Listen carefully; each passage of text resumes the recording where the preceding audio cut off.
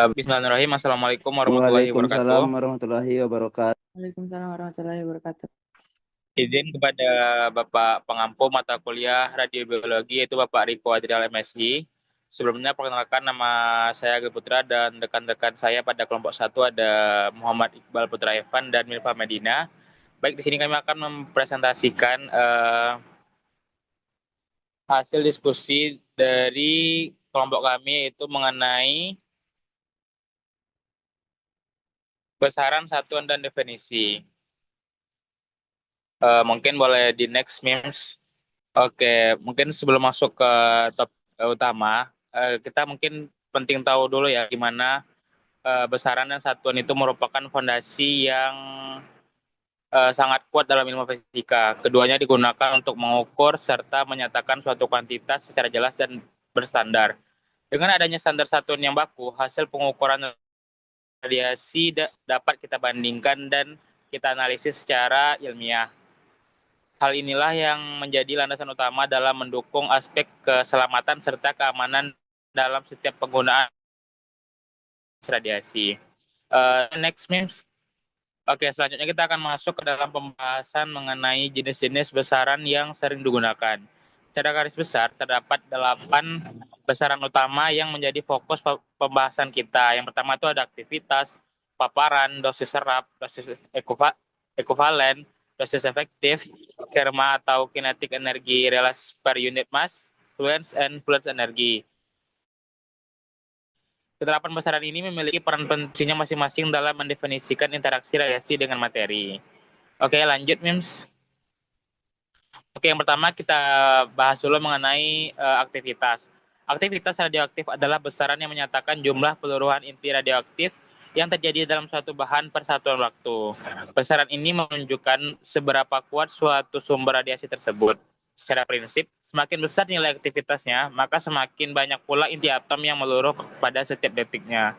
Dalam perhitungannya, kita menggunakan dua pendekatan rumus. Yang pertama itu ada A sama dengan minus dN per dt yang menunjukkan laju perubahan jumlah inti terhadap waktu. Yang kedua itu A sama dengan lambda dikali N, di mana lambda merupakan konstan peluruhan dan N adalah jumlah inti radioaktif yang ada. Untuk satuannya, dalam standar internasional kita menggunakan becquerel, di mana satu becquerel setara dengan satu peluruhan per detik. Namun kita juga mengenal satuan lama yang sering digunakan yaitu Curie. Oke, lanjut. Nah, besaran yang tidak kalah penting selanjutnya itu adalah paparan. Paparan sendiri merupakan besaran yang menyatakan jumlah radiasi yang diterima oleh suatu medium. Contohnya adalah udara, dan lain-lain. Konsep paparan ini berkaitan erat dengan proses ionisasi, yaitu proses di mana radiasi menyebabkan terbentuknya muatan listrik pada medium yang dilaluinya. Oleh karena itu, besaran ini sangat sering digunakan dalam bidang proteksi radiasi untuk memantau kondisi lingkungan. Secara matematis, paparan dirumuskan sebagai X sama dengan dQ per dm, yang mana dQ mempresentasikan jumlah muatan listrik hasil ionisasi, sedangkan dm adalah massa dari medium tersebut. Mengenai satuannya, dalam standar internasional, paparan dinyatakan dalam kolom per kilogram, sedangkan untuk satuan lama yang mungkin lebih sering rekan-rekan dengar adalah ronsen. Mungkin untuk selanjutnya bakal dijelaskan oleh rekan saya yaitu Mirva Madina. Kepada Mirva dipersilahkan.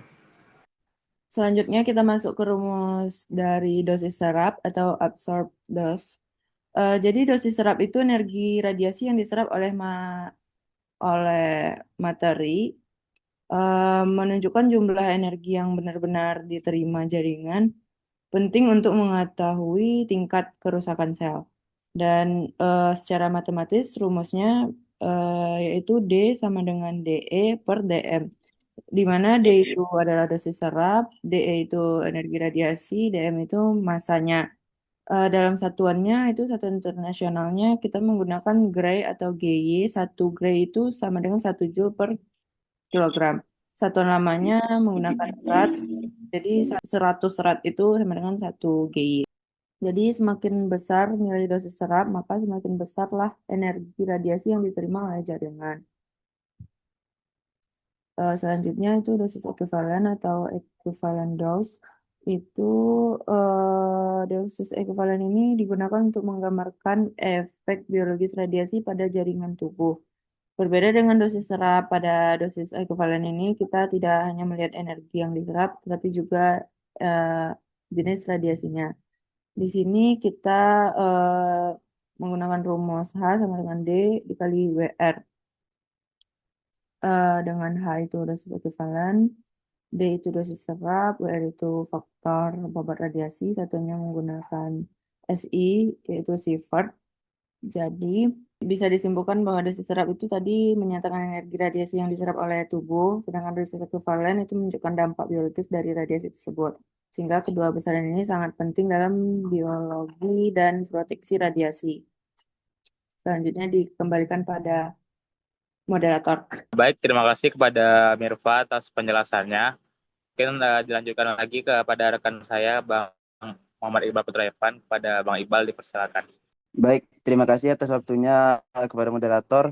Selanjutnya kita akan bahas dosis efektif atau efektif dos, yang mana dosis efektif ini untuk setiap organ itu punya tingkat kerentanan yang berbeda-beda.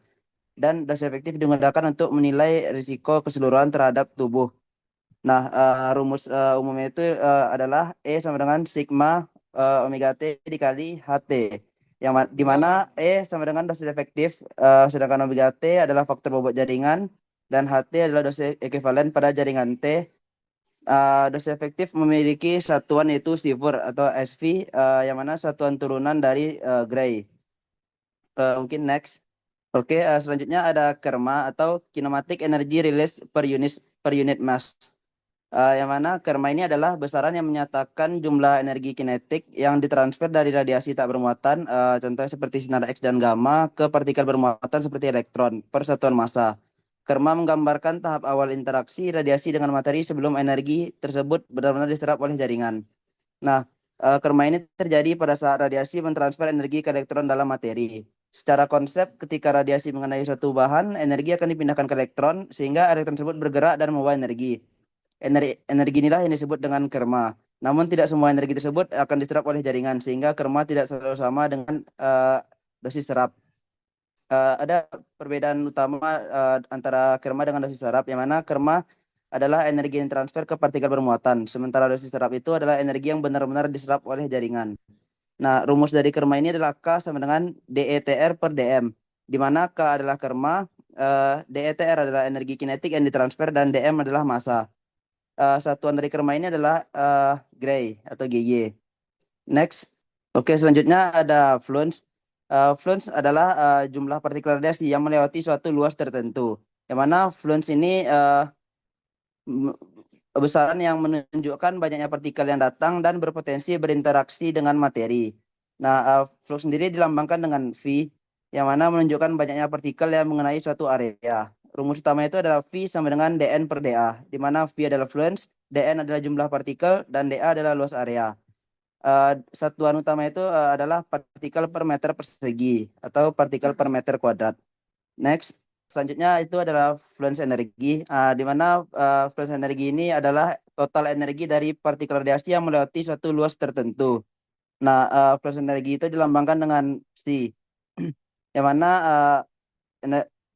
fluence energi ini menggambarkan jumlah energi radiasi yang diterima oleh suatu area. Rumus utama itu adalah C sama dengan dE per dA. Di mana C adalah energi fluence, dE adalah total energi radiasi, dan dA adalah luas area.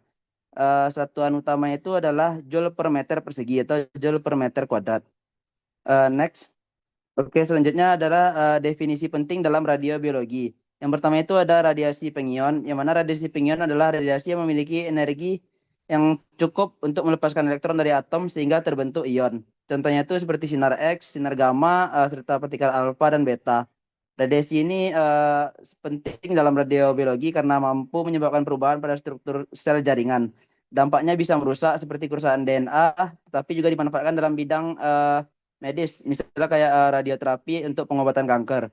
Lalu yang kedua itu ada ionisasi, mana ionisasi adalah proses terbentuknya ion akibat interaksi radiasi dengan atom atau molekul. Ketika radiasi mengenai materi, elektron dapat terlepas sehingga terbentuk ion positif dan elektron bebas. Dalam tubuh manusia, ion dapat merusak molekul penting seperti DNA. Selain itu, ionisasi juga dapat menghasilkan radikal bebas yang sangat reaktif dan dapat memperparah kerusakan sel. Lalu yang ketiga ada efek biologis radiasi.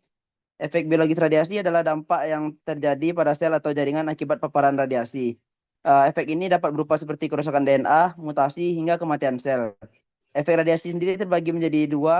Yang pertama itu ada deterministik, yang mana efek radiasi ini memiliki ambang dosis, seperti luka radiasi. Lalu yang kedua ada stokastik, yang mana efek radiasi ini tidak memiliki ambang dosis, misalnya kanker. Semakin besar dosis radiasi, semakin besar juga kemungkinan dan tingkat keparahan efek yang ditimbulkan.